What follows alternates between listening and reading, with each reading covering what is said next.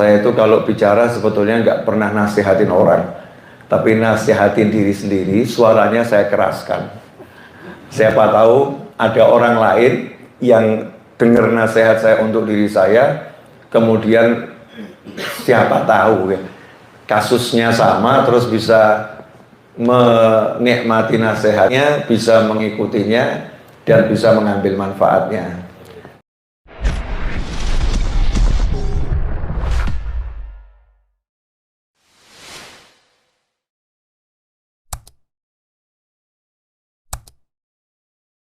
Sayyidina Muhammadin miftahi babi rahmatillah adada ma fi ilmillah salatan wa salaman daimain bidawami mulkillah wa ala alihi wa sahbihi.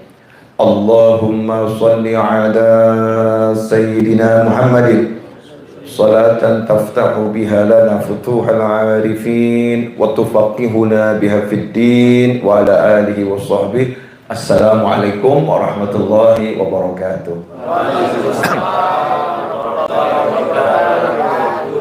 Alhamdulillah, di Jumat pagi kita bisa mengawali hari dengan bersama-sama cari ilmu. Insya Allah awal yang bagus dan akan menghasilkan akhir yang bagus. Amin. Nah, pagi ini untuk pemirsa dimanapun antum berada, saya lagi berada di Bank Jateng Syariah Surakarta yang ada di Solo, tepatnya di Jalan Slamet Riyadi, di seberang Loji Gandrung, ya, di samping rumah makan Adem Ayem. Nah, mau ngomong apa yang terpetik di hati saya, ngomong tentang selalu bersemangat, ya, selalu bersemangat. Saya itu kalau bicara sebetulnya nggak pernah nasihatin orang, tapi nasihatin diri sendiri, suaranya saya keraskan.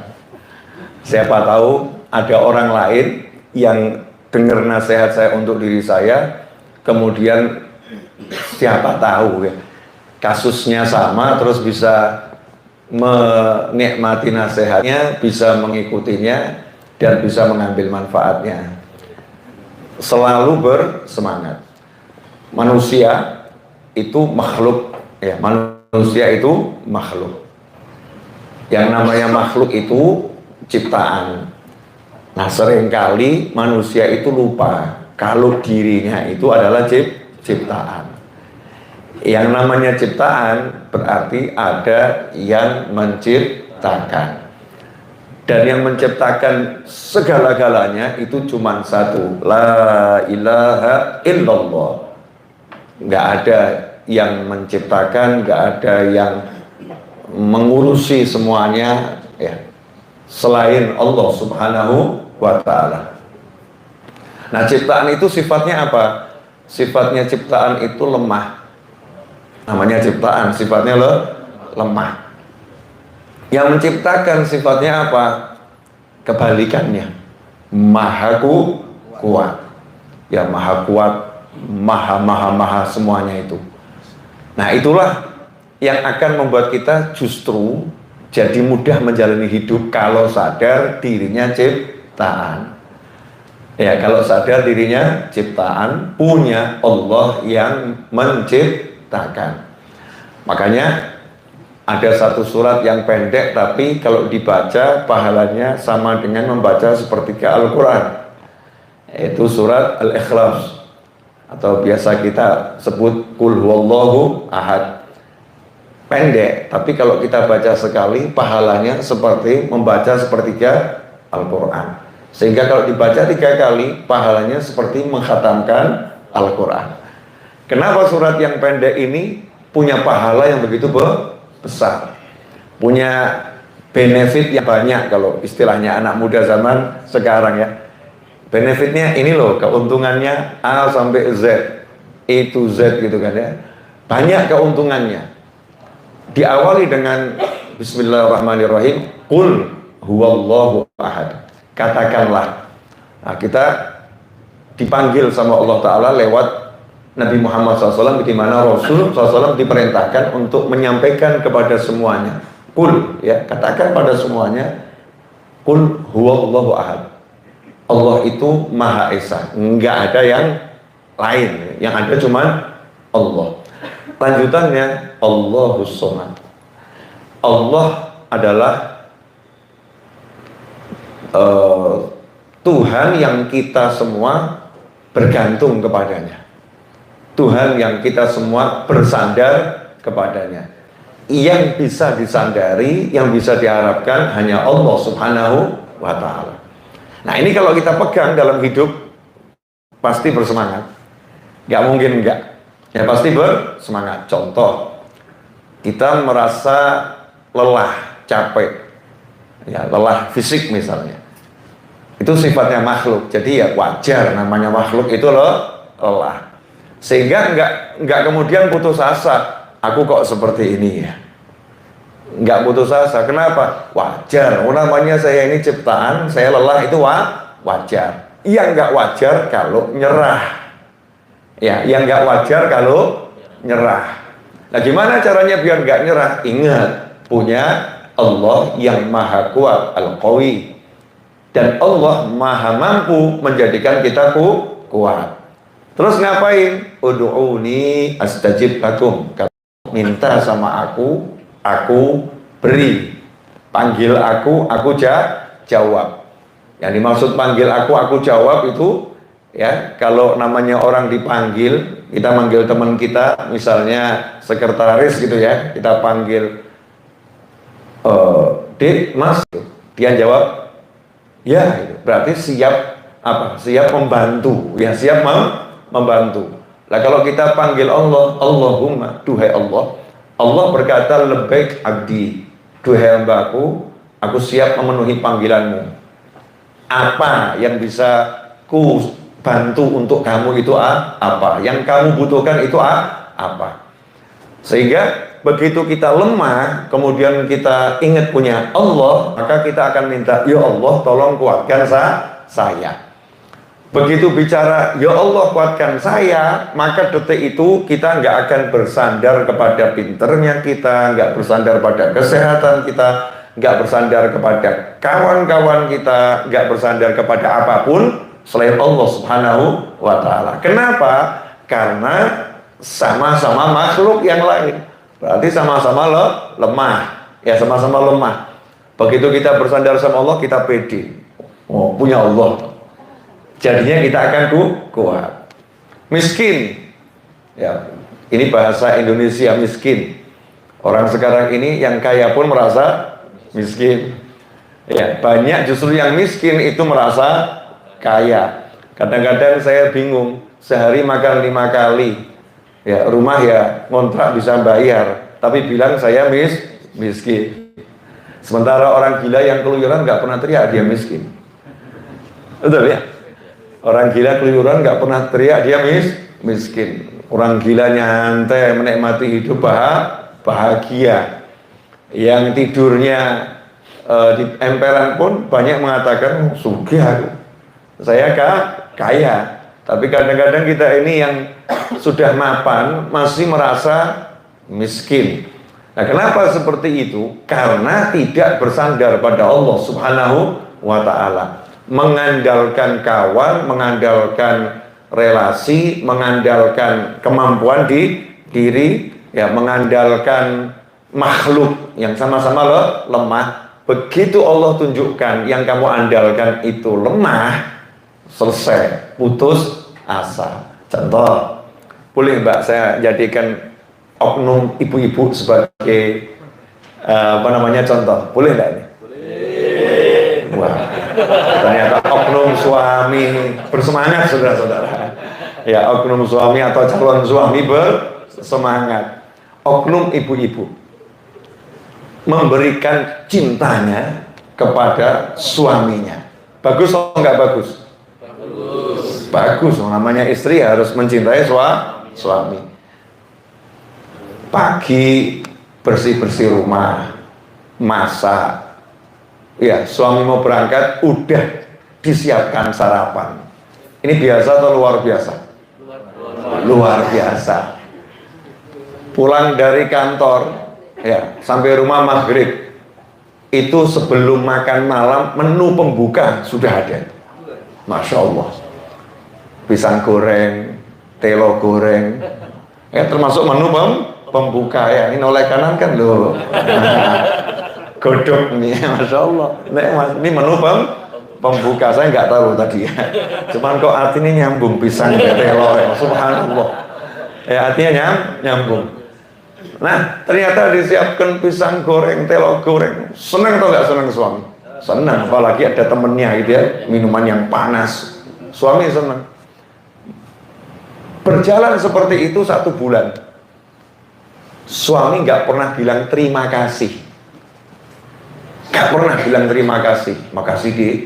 Yang ada suaminya, ben sore kok pisang goreng, telo goreng. Tiap sore kok pisang goreng, telo goreng. Saya mau nanya Mbak, oknum istri. Dia nanya ya, kira-kira hatinya biasa saja atau rodok loro?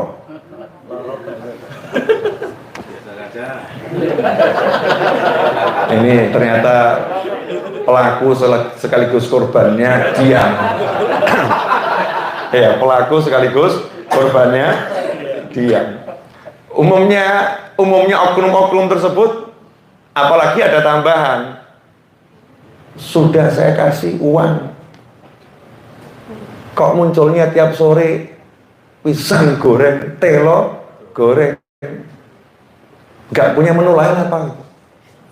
Tuh belajar sama tetangga tuh tetangga kita tuh tiap hari bervariasi menunya. Sakit atau nggak sakit? Jujur, sakit atau nggak sakit? Bengok nggak bobo? Sakit kan ya, sakit. Nah kenapa itu terjadi rasa sakit gitu kan ya, terjadi rasa sakit? Jawabannya sederhana ya, setelah itu nanti efek dari sakit, malas apa? 1, nyawang bojo. Itu akan terus rentetannya ada. Lihat suaminya malas, nggak menghargai istri. Kedua, ambil handphone, ya mulai scroll teman lama, ya setan mulai masuk, terus mulai ngomong bujur ruwet. Ya. Ini oknum loh ya, oknum istri loh ya, oknum. Saya ngomong oknum. Insya Allah nggak ada istri model begini, nggak ada. Insya Allah. Ya, bujur ruwet. Dari 5 yang di chat, ada 1 yang jawab. Dari dulu kan udah saya kasih tahu. Cuman kamu nggak pernah mau dengarkan ucapan saya. Ini akhirnya kisahnya panjang atau kan panjang? Panjang. Ya, kisahnya panjang. Akhirnya semakin males lihat suaminya karena ada setan yang namanya lewat WA, chat. Ya, masuk lewat situ. Setannya nyusup dari sana. Malesnya tambah. Besoknya buatkan sarapan, mungkin masih buatkan, tapi sama Masya Allah, ya wajah nggak enak, pinggang nggak karu-karuan, gelas pecah mungkin kesenggol ya, serba nggak enak. Suaminya jadi semakin nggak enak. Gara-gara apa? 1 hal, ngakunya cinta, tapi salah. Ternyata yang dicinta itu bukan suaminya, ya, tapi yang dicinta adalah dirinya sendiri. Yang namanya cinta suami itu harus karena Allah. Cinta suami harus ditujukan kepada Allah. Cinta istri harus karena Allah. Cinta istri harus ditujukan kepada Allah. Kalau semuanya tertuju kepada Allah, nanti Allah mengatakan, in ahsantum li anfusikum. Kalau kalian berbuat baik, itu kalian lagi berbuat baik pada diri kalian sendiri. Kalau kalian berbuat baik, sesungguhnya kalian lagi berbuat baik pada diri kalian sendiri. Effortnya itu nanti ya untuk kamu, itu jangan berharap dari orang lain, dari Allah ke kamu, bukan dari objeknya. Karena ini makhluk nggak bisa apa-apa. Makhluk ini lemah. Makhluk ini serba minus, serba kekurangan. Begitu istrinya ini minta balasan dari suaminya, Allah akan jadikan suaminya ruwet. Allah akan tunjukkan ya betapa lemahnya suamimu. Itu kalau nggak sadar, bunda di situ terus.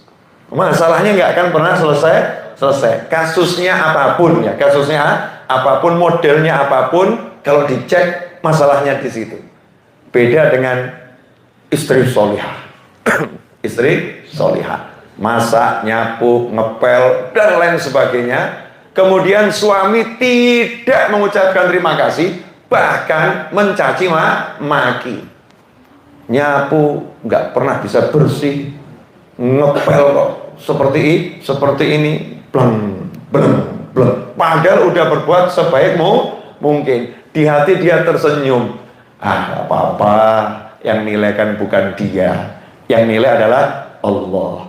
Saya udah berbuat yang terbaik. Pasti Allah akan balas saya sesuatu yang jauh lebih baik. Sehingga sikap suami model apapun itu nggak ngaruh di hatinya. Tiap hari dia akan bersemangat nyapu, bersemangat ngepel, bersemangat masak. Kenapa? Dia suguhkan bukan untuk suaminya, tapi untuk dirinya sendiri, pengen pahala dari Allah Subhanahu wa ta'ala, maka dia lakukan yang terbaik untuk dirinya. Jadi ke suami itu karena Allah nyuruh saya melayani suami. Itulah yang namanya cinta. Justru yang semacam itu. Kalau yang lain bukan cinta, tapi apa? Mencintai ego dan nafsunya sendiri. Sesuai nafsu bahagia, nggak sesuai nafsu tidak bahagia. Sesuai nafsu semangat, nggak sesuai nafsu hilang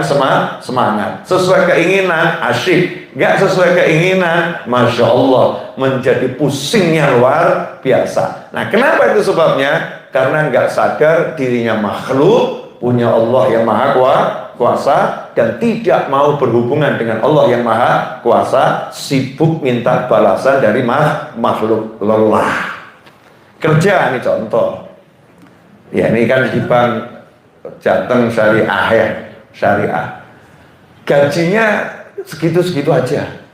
Misal, saya nggak ngerti berapa ya, segitu-segitu aja. Setan bisa nggak masuk ke kuping, ke telinga?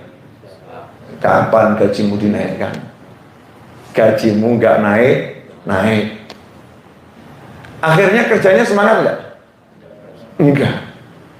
Munyer, karena menganggap tempat dia bekerja itulah yang memberi rezeki, sehingga mengharap rezeki itu dari kantor di mana dia bekerja. Maka ketika kantor ngasihnya belum seperti yang diinginkan, kerjanya juga nggak semangat, ya, kerjanya nggak dengan antusias, kerjanya tidak dinikmati. Kenapa? Karena meyakini kantor yang akan memberi rezeki. Beda dengan orang yang kenal Allah Subhanahu wa ta'ala. Aku makhluk, kerja dimanapun itu jalaran. Ya, kalau bahasa Jawanya jalaran, bahasa Indonesianya apa? Sarana ya. Sekedar sarana. Sarana itu bukan syarat untuk memberikan hasil. Tanpa sarana juga bisa. Tapi sarana harus dipenuhi secara umum. Sarana harus dipenuhi secara umum. Maka dia ketika bekerja, dimanapun dia bekerja, yang penting halal, maka dia berpikir ini sarana. Rezeki yang ngasih Allah, rezeki bisa datang dari manapun. Maka dia pun mulai memasukkan dalam kepala Nabi Musa alaihissalam, tongkat dipukul, hasilnya laut terbelah. Kalau dipikir sarananya nggak mungkin, kayu kok iso belah laut, ya nggak mungkin. Kalau dipikir, ya kalau dipikir itu yang namanya Ashabul Kahfi, tidur kok bisa merubah pemerintahan, nggak mungkin.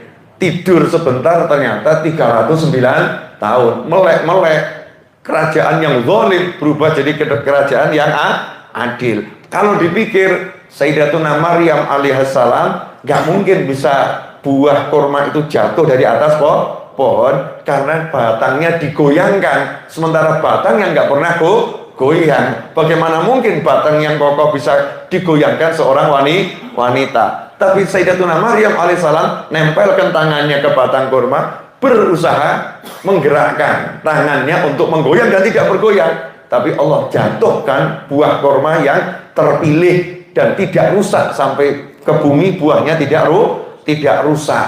Kenapa seperti itu? Karena ini cuma sarana, yang memberi adalah Allah Subhanahu wa Ta'ala. Tongkat hanyalah sarana, yang memberi adalah Allah Subhanahu wa Ta'ala. Begitu tahu itu, maka ke kantor, gajiku bukan dari kantor. Siapa tahu di tengah jalan muncul gaji yang lain. Siapa tahu di warung muncul gaji yang lain. Siapa tahu ketika saya tidur muncul gaji yang lain. Artinya rezekinya tidak ditutup dari satu tempat, tapi dia tunjukkan rezekinya dari Allah. Dan Allah punya banyak jalan memberikan rezeki. Sehingga ke kantor, gajinya berapapun tetap bersemangat.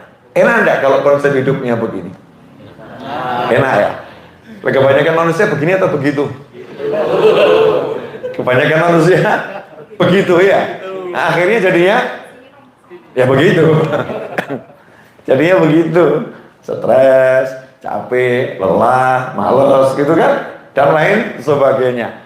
Termasuk dalam mendidik. Dalam mendidik ini kita didik anak, didik pasangan hidup, didik teman. Kalau kita menggunakan kemampuan kita, nanti putus asa. Tapi kalau kita pasrahkan sama yang maha kuasa, kita jalarannya, sarananya yang ngajar, mengingatkan, ini sarana. Paham yang bisa merubah adalah Allah Subhanahu wa Ta'ala. Gak ada kata yang mustahil, gak ada kata yang tidak mungkin. Maka dia tidak akan pernah putus asa untuk selalu mendidik ya orang yang akan dia dididik. Terus tuh akhirnya menimbulkan apa? Kesabaran dan kesungguhan. Sebetulnya banyak kisah ya, banyak cerita yang menunjukkan bahwasanya orang-orang yang betul-betul bersandar pada Allah Ta'ala, hidupnya itu jadinya nikmatnya luar biasa. Ini tadi contoh ya, sekedar contoh. Ini sekarang boleh saya ngasih contoh pakai pisang. Saya nggak tahu ya, asal ngambil pisang ini mau ngasih contohnya apa ya nggak ngerti. Yang asik itu kalau kita mau ngomong, kita nggak ngerti apa yang kita omongkan, itu asik. Tapi kalau udah tahu yang mau diomongkan apa, itu nggak asik. Jadi saya sendiri juga penasaran, saya mau ngomong apa ya toh? Saya nggak tahu nih saya mau ngomong apa. Mas Eto juga bingung nih, Habibnya mau ngomong apa? Karena belum pernah contoh pakai pisang godong ini belum pernah. Oke, pisang nih ya. Pisang ini apa tiba-tiba sampai di meja ini? Enggak tiba-tiba sampai di sini ya. Tahu dari langit ada pisang godong ini, enggak ada kan? Tidak ya. Apakah tadi saya berpikir dari rumah, saya berpikir akan dapat suguhan pisang godong? Tidak. Ya, tidak pernah berpikir dapat suguhan pisang godong. Nah, kalau mungkin kopi itu ya untuk member ya. Teh ya untuk member mungkin terpikir. Tapi kalau pisang godong tidak. Telo rebus, telo godong tidak. Telo sama pisang ini enggak ujuk-ujuk sampai di sini. Prosesnya panjang ini. Ya, untuk jadi pisang ini kira-kira butuh waktu berapa lama? Bukan godongnya loh ya. Jadi pisangnya. Berarti ada yang menanam. Ada yang kemudian nanti memanen ya, memanen. Terus mungkin ada yang menjual di pasar. Ada yang bawa ke pasar, kemudian distorkan sama yang di pasar, mungkin kalau storan ya. Kemudian ada yang tiba-tiba beli. Ya. Kemudian dibawa, digodok, bisa jadi dijual dalam bentuk pisang godok, bisa jadi belinya mentah digodok sendiri. Nah, yang di sini saya nggak tahu nih beli atau godok sendiri, wallahu alam. Siapa tahu ada yang bawa dari rumah ibu-ibu kan nggak ngerti saya. Nah, tiba-tiba ada di sini plek disuguhkan ke saya. Ini tujuannya untuk siapa? Untuk saya kan ya. Tapi saya makan kok nggak saya makan, siapa yang tahu? Ada yang tahu? Ya nggak ada yang tahu. Yang pengen saya tunjukkan adalah saya nggak pernah berpikir akan dapat rezeki yang namanya pisang godok. Tapi karena saya tidak pernah membatasi rezeki saya, nggak pernah batasi rezeki saya, karena yang ngasih rezeki adalah Allah Subhanahu wa Ta'ala. Maka Allah memberi saya suguhan pisang godong. Coba pemirsa bisa lihat, bukan satu ya, tapi ada 5 pisang godong dan 3 telur rebus besar-besar. Bener kan ya? 3 telur rebus besar-besar, dan tidak mungkin saya makan semuanya. Tidak mungkin itu. Pasti ya, kalau mau dimakan ya dihitung-hitung, dibagi-bagi. Karena saya nggak pasrah sama usaha saya, nggak pasrah sama hitung-hitungan saya, tapi pasrah sama Allah Subhanahu wa Ta'ala. Allah atur, dan menariknya tehnya pun dibuat ada 3 gelas, entah buat siapa. Iya, kopinya ada 1, tehnya ada 3, air mineralnya ada 4, belum lagi Masya Allah jajanan ini loh disiapkan. Yang hadir nggak keduman ya, yang hadir kan belum keduman, ini jajannya disiapkan semua buat saya, buat saya. Pertanyaannya, bagaimana Allah menundukkan antum ya? Antum semua ini semoga ditundukkan, siapkan ini untuk yang mau saya kasih rezeki, buahnya ini ya, kemudian minumnya ini, jajannya ini, siapkan semua ya, biar nanti terserah mau dinikmati atau tidak. Kenapa ini saya dapatkan? Apa saya nyari? Saya nyari? Enggak. Saya mikir? Enggak. Nyari? Enggak. Mikir? Tidak. Saya datang ke sini cuma satu yang saya pikirkan. Saya pengen bisa hadir di majelis ilmu. Saya pengen bisa menyampaikan sesuatu yang manfaat. Cuma itu saja. Tapi ternyata Allah ngasihnya macam-macam. Nah, kenapa manusia sekarang ini mikirnya nggak begitu? Saya ke kantor harus dapat ini. Saya ke pasar harus dapat ini. Saya ke perusahaan harus dapat ini. Harus dapat ini. Sehingga ketika nggak dapat, hasilnya apa? Kecewa. Ya, kalau terus nggak dapat, dari kecewa jadi apa? Lelah. Dari lelah akhirnya putus asa. Setelah itu serangan jiwa. Serangan jiwa, akhirnya kena liver, naudzubillah min dzalik, ginjal, jantung. Kemudian akhirnya ada serat lelayu. Turut berduka cita. Naudzubillah min dzalik. Ada lagi yang hidupnya ngelamun, punya istri cantik, nggak bisa dilihat sama dia. Yang dilihat gak duit, kan begitu ya. Istri cantik, tapi begitu lihat wajah istrinya yang muncul gak punya uang. Jadinya cantik atau menyeramkan? Menyeramkan. Punya suami tampan, suami ganteng, anak lucu. Cuman karena satu kalimat gak punya uang, anak jadi menyebalkan, suami jadi menyeramkan, rumah jadi sangat tidak nyaman. Akhirnya pengennya apa? Keluar tidak jelas, kemudian mumet sambat, gak ada habisnya. Gara-gara apa? Kehilangan Tuhan, gak punya Allah Subhanahu wa Ta'ala. Makanya surat Al-Ikhlas, Qul huwallahu ahad, sampaikan tuh ke semuanya. Yang ada cuma Allah, mau kemana gitu.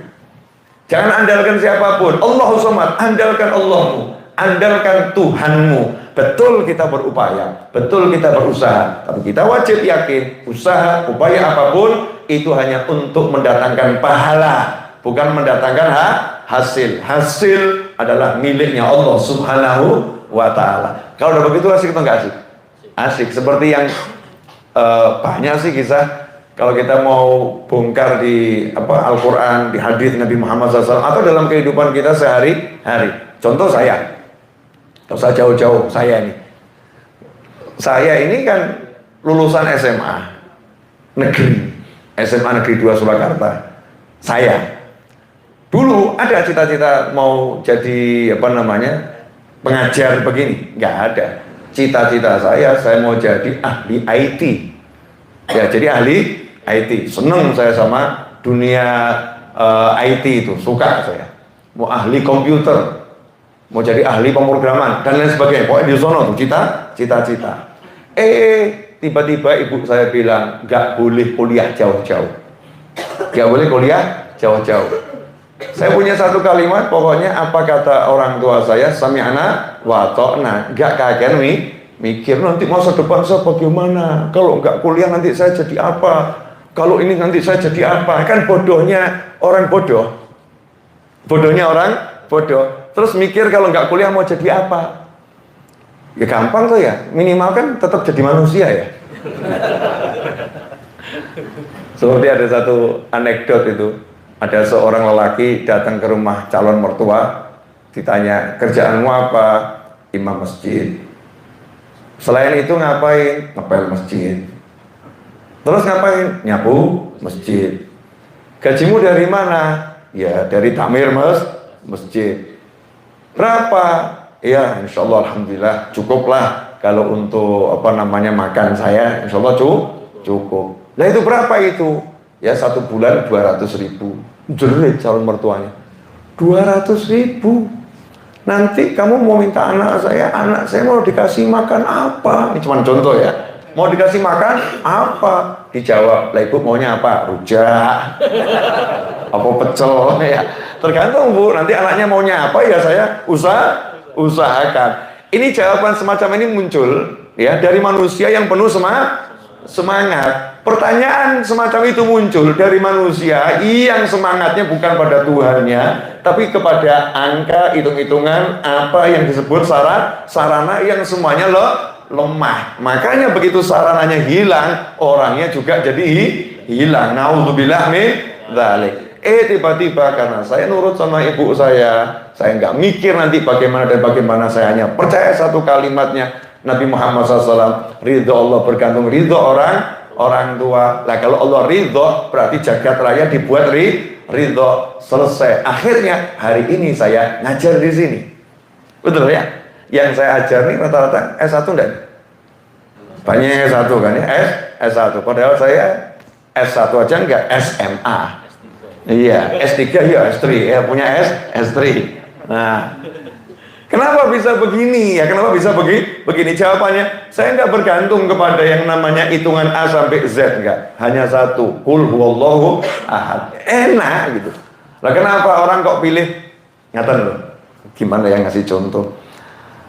Saya kalau mau bersandar di kursi ini, kan saya ya mikir ya kursinya gimana gitu kan ya. Oh nah ini layak buat sandaran, betul?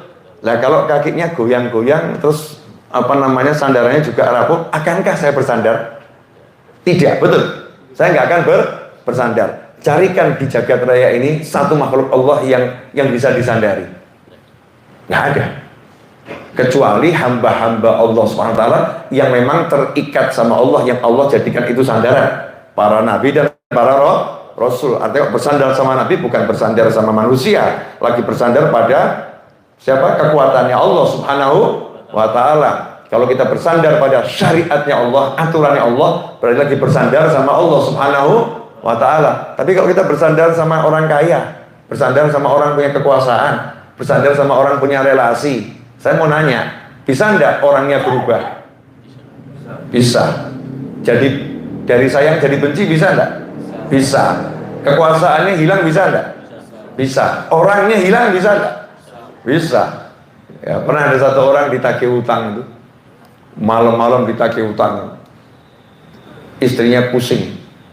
Tapi suaminya nyantai. Oh, bayarnya masih besok jam 8 aja, kamu kok bingung tadi? Dan besok duitnya dari mana? Ya mbu.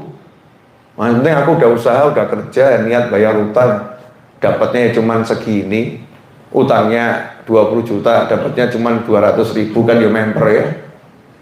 Utangnya 20 juta, dapatnya 200.000. Kira-kira kalau dibayarkan cukup nggak itu? Enggak, tapi dia sungguh-sungguh pengen bayar utang.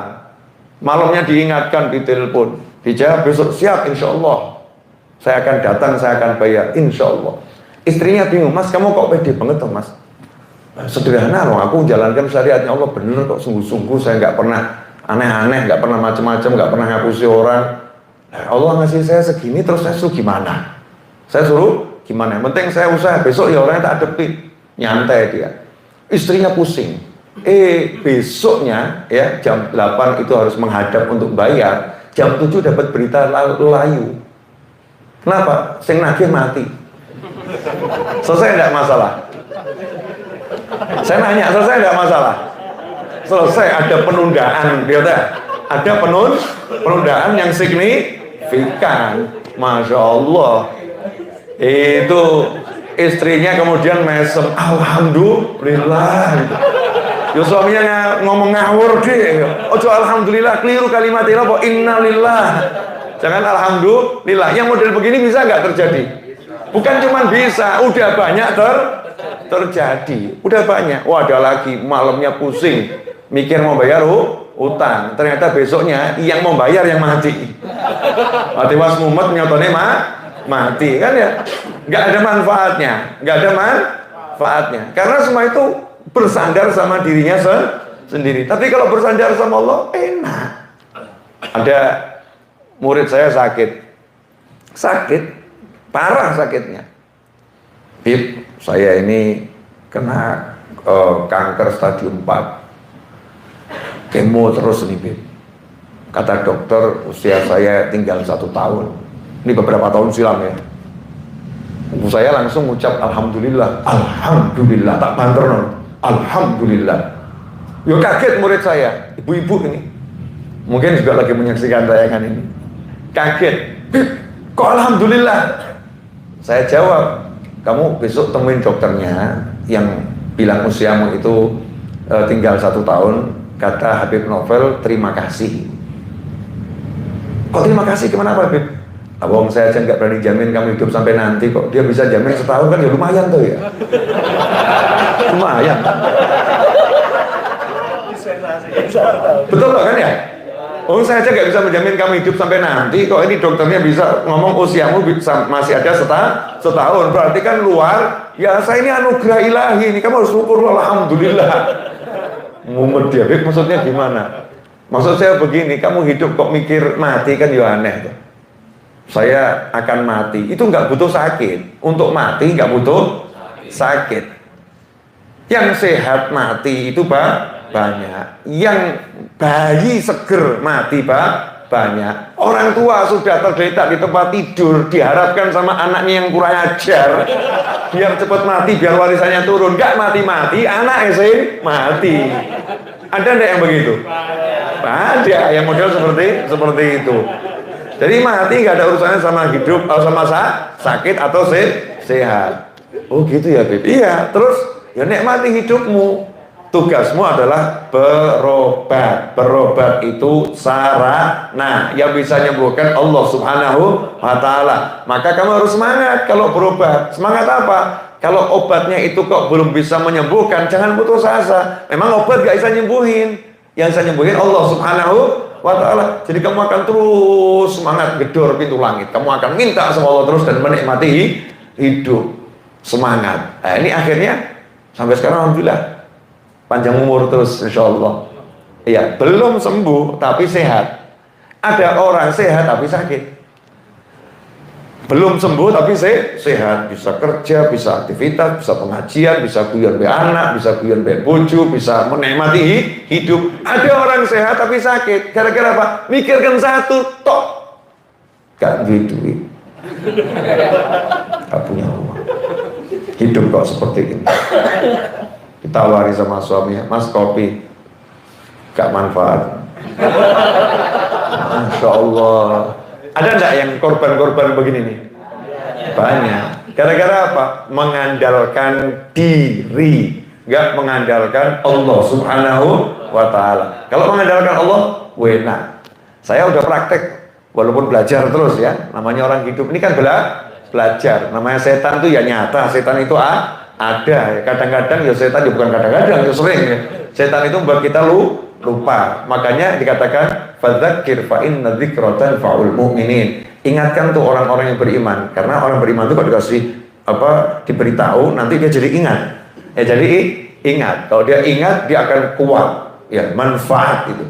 Maka kita selalu saling mengingatkan biar apa ya? Saling ngecas ya. Oh iya ya. Oh hidup begini kok saya buat repot. Saya kan yang sering pakai ilmunya orang gila buat pengajian. Ya, ilmunya orang gila. Kenapa? Hikmah dari orang yang lagi dapatkan musibah diambil akalnya. Kita sebut orang gila. Orang gila itu kan fungsi akalnya dicabut sehingga tidak bisa bedakan yang benar, yang salah, yang baik, yang buruk, yang untung, yang rugi, yang sehat, yang sakit, bahaya, tidak bahaya. Nggak bisa bedakan itu. Maka dalam syariat orang gila itu dapat satu pangkat di mana tidak bisa dihukum oleh hukum apapun. Betul ya?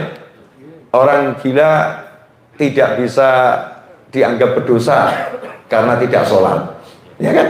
Orang gila tidak berdosa karena dia tidak puasa, karena nggak ada kewajiban, dia nggak tahu wajib atau nggak wajib. Nah, kenapa hikmahnya orang gila ini? Ada orang gila itu hikmahnya apa?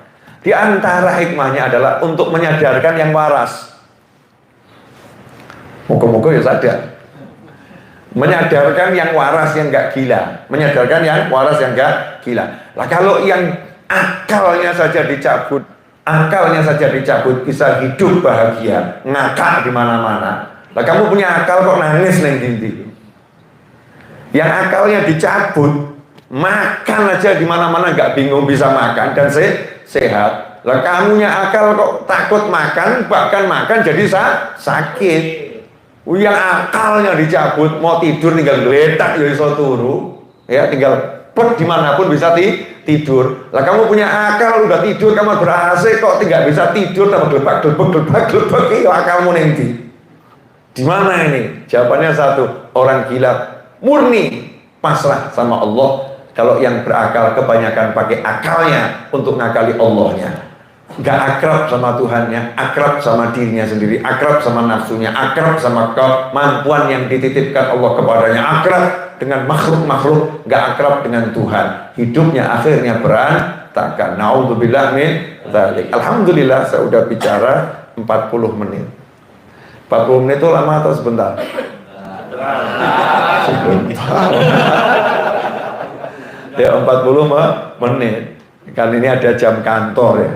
Jam kantornya sampai jam 8 mulai aktivitas. Nah, saya juga bertugas sama, saya juga punya kegiatan, diantaranya nanti khutbah Jumat, kemudian menyiapkan majelis ya, terus ngurus yang harus diurus, yang ngurus Mas Seto, ini kan harus diurus juga nih, Masya Allah. Iya, Mas Seto kan harus diurus, ya ini contoh Mas Seto, enggak Mas Seto, bismillah. Makan dulu. Nanti kalau nggak diisi pikirannya bisa kemana-mana. Mas Seto. Ternyata rezekinya siapa? Rezekinya Mas Seto. Saya nggak ada rencana loh tadi ngasihkan pisang untuk Mas Seto, nggak ada loh ya. Bahkan panitia kita nggak ada rencana juga. Rencananya kan fokus ke saya, betul ya? Mungkin nggak masuk kategori juga. Tapi Rabbul Alamin lain. Rencananya Allah tuh nggak seperti yang bisa kita fikir. Makanya wa may yattaqillaha yaj'al lahu makhrajan wa yarzuqhu min haitsu la yahtasib. Ini ayat yang paling menggembirakan orang yang bertakwa. Kenapa? Allah berkata, siapa yang takwa sama Allah, apapun masalahnya selalu diberi solusi. Enak atau enggak enak itu? Berarti orang yang bertakwa itu takut kena masalah enggak? Enggak akan cari masalah dan enggak takut kalau punya masalah. Kenapa? Udah disiapkan solusi. Lah kalau udah disiapkan solusi berarti ada masalah enggak? Enggak ada. Berarti kalau punya masalah solusinya apa? Takwa. Ya solusinya takwa. Kalau takwa dikasih solusi. Terus ada bonusnya. Surprise. Wa yarzuqhu min haitsu la yahtasib. Itu kalau diterjemahkan bebas. Allah memberinya rezeki dari arah yang enggak pernah bisa dia duga. Berarti rezekinya dikirimkan sama Allah dengan cara yang dia enggak tahu. Kalau tiba-tiba kita dikasih rezeki tanpa kita tahu, namanya apa itu? Surprise. Ya surprise. Makanya jangan pernah menghitung-hitung rezekinya Allah dari mana. Saya mau ngasih contoh ini ibu-ibu. Jam 1 malam, ya lampu rumah padam. Suami tiba-tiba minta dibuatkan mie godol. Mintanya makso sama rodok ngamuk. Mie godol. Lampunya mati, lilin, cuma males, bojo ini. Wah, Masya Allah. Ini apa namanya, kebengisan seorang suami. Ya, kebengisan oknum suami. Iya. Terus katanya istrinya dengan agak sebel gitu ya, bangun sama sebel, ya, sama uring-uring. Ke dapur kan cari mie godok, nyiapkan itu sama meraba-raba pakai handphonenya. Saya cari sampai di dapur, tiba-tiba anaknya sudah kumpul di situ ya sama beberapa temannya, baterainya habis ya. Nah, itu biasanya tuh apa namanya sound system tuh bantu saya. Kalau udah mau berhenti ceramah tuh begini caranya. Indah, ada aja gitu ya. Itu memang sudah tidak boleh lebih. Jadi pengesona. Tapi tidak apa-apa, saya finishing dulu. Ternyata itu begitu masuk di dapur, lampunya dinyalakan, anaknya teriak, ya, kemudian beberapa teman pilihan, saudara kerabat, perempuan-perempuan dikumpulkan sama suaminya, ternyata teriak surprise. Terus suaminya datang ngasih kunci mobil yang terbaru harga 2M, hadiah untuk. Saya mau nanya, jadinya ngucap apa? I love you. Alah gaya I love you. Tadi marah-marah. Tadi marah-marah. Nah, caranya Allah ngasih rezeki pada orang bertakwa itu seindah itu. Surprise. Nah, surprise itu kan kadang ya butuh lika-liku. Ya butuh kayak tadi tuh lampu dipateni, ya suasana mungkin rodok tidak menyenangkan. Ternyata itu rencana untuk membuat wow, nikmatnya luar biasa. Contoh yang lain, ada orang ngirimi, oh gini, ini contoh yang rodok tidak enak, kan boleh ya? Boleh. Mas aja, mas. Jangan ibu-ibu terus atau mas saya mau nanya, jenengan suruh jegur septic tank mau enggak? Jegur septic tank lebarnya itu 3 meter, ya, dalamnya 1 meter, panjang lebar 3x3, dalam 1 meter, septic tank full. Jenengan suruh jegur mau enggak? Jujur saja, mau ya? Bukan kejegur, suruh nyemplung sana, mau enggak? Mau. Tapi kalau misalnya itu saya yang nyuruh dengan tambahan kalimat begini, Mas, nyemplung, di dalamnya ada emas 20 kilo, persis di tengah-tengah, ambil PN, ambil, itu milikmu. Saya mau nanya, masih lihat septic tanknya atau emasnya? Hah? Emasnya atau septic tanknya? Emasnya. Oh siap Beb, gitu kan ya. Belum ya. Wah, sama ketawa. Ampun. Yang nyawa yang tidak paham kalimat ini perbedaannya gendeng edan, stres gitu ya. Mosok jegur septic tank karo ngaka, itu kan wanenya luar biasa. Ternyata begitu dia keluar bawa emas itu ya, yang tadi mentertawakan, dia baru oh emang aku ya gelem gitu ya. Kalau begitu aku mau. Nah itu loh, banyak sekali Allah tuh ngasih surprise sebetulnya disiapkan ya dalam bentuk hal-hal yang dilihat mata nggak enak, tapi sudah terlanjur ngomong nyebur septic tank, oh edan apa aku, terus dia nolak, ya dapat kondisi yang tidak enak, itu gersulo, sambat, nggak punya pikiran yang positif, nggak ada semangat, sehingga kehilangan banyak hal yang besar. Lain orang bertakwa itu kan sanggupnya sabar baik syukur, sabar sama syukur, mesti menang terus itu, ya. Mas sabar sama mas syukur itu nggak pernah kalah, dikoploki sabar. Betul kan ya? Ternyata selamat sehat syukur. Hitungannya mesti wes KU rumah sakit apa mati gitu ya. Ternyata kok melek sehat, ngucap alhamdulillah. Lah yang ngoploki nanya, "Kowe tak koploki kok tambah alhamdulillah uji urip aku." Bingung akhirnya, yang mungkin akhirnya bingung. Wah, wes terima mundur aku. Ini apa? Orang waras nih. Ya, orangnya ternyata nggak waras ini. Bukan musuh saya, mundur. Orang yang sabar syukur tidak mungkin kalah. Selalu menang dan hidupnya enak. Karena itu bekalnya orang yang bertakwa. Nah, kenapa kita jadi hidup susah? Karena nggak akrab sama Allah. Nggak akrab sama Tuhan.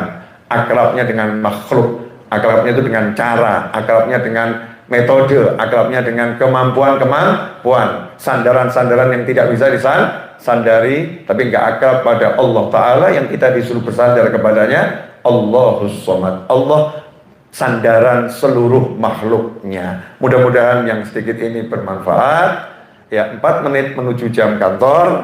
Ya, mudah-mudahan bermanfaat, barokah untuk pemirsa dimanapun antum berada. Saya di Bank Jateng Syariah Surakarta. Kalau Anda mau mampir di sini banyak teman-teman saya, ya, Bank Jateng Syariah ini yang syariah. Hakadza walakum minkum. Mari kita di Jumat pagi ini mendoakan orang-orang yang wajib kita doakan ya insyaallah. Bismillahirrahmanirrahim. Alhamdulillahirabbil alamin. Allahumma shalli wa sallim ala sayidina Muhammadin wa ala alihi wa ashabihi ajma'in. Allahumma ighfir lana wa liwalidina warhamhuma kama rabbayana shighara. Rabbana hab lana min azwajina wa dhurriyyatina. Jadikan ayah bunda kami panjang umur fi taatillah. Jadikan ayah bunda kami ridha kepada kami ya arhamar rahimin. Ya Allah, jadikan pasangan hidup kami bahagia dunia, bahagia akhirat, mulia dunia, mulia akhirat, tentram dunia, tentram akhirat, hatinya lapang dunia hingga jannah. Ya Allah, jadikanlah anak keturunan kami anak yang soleh dan soleha ila yaumil qiyamah. Jadikan anak-anak kami, cucu-cucu kami, keturunan kami semuanya beragama Islam. Ya Allah, semuanya min ahli la ilaha illallah Muhammad Rasulullah sallallahu alaihi wasallam. Jadikan putra-putri kami senang memandang kami dan kami senang memandang putra-putri kami. Jadikan anak-anak kami selamat dunia, selamat akhirat, mulia dunia, mulia akhirat, tentram dunia, tentram akhirat. Ya arhamar rahimin. Jadikanlah saudara-saudara kami umat Nabi Muhammad sallallahu alaihi wasallam dimanapun berada. Ya Rabb, yang sakit Engkau berikan kesehatan untuk taat, yang sedang bermasalah Engkau berikan solusi jalan keluar untuk taat, yang punya hajat Engkau wujudkan dengan mudah tanpa susah payah, tanpa masalah untuk taat. Dan jadikanlah semuanya ya arhamar rahimin mendapatkan kelapangan hati, kenyamanan jiwa, semangat untuk taat dimanapun berada dan kapanpun berada. Ya arhamar rahimin, panjangkan usia kami semua dalam segala kebaikan, kenikmatan, ketaatan, keridhaan, kebahagiaan. Dan setelah semua itu nanti akhir usia kami dengan husnul khatimah. Rabbana atina fid dunya hasanatan wa fil akhirati hasanatan wa qina adzabannar. Rabbana la tuzigh qulubana ba'da idh hadaitana wa hab lana min ladunka rahmah innaka antal wahhab. Wa sallallahu ala sayyidina wa maulana Muhammadin wa alihi wasallam. Alhamdulillahi rabbil alamin. Amin. Kurang lebihnya mohon maaf. Insyaallah berkah manfaat. Walakum minkum. Wassalamualaikum warahmatullahi wabarakatuh.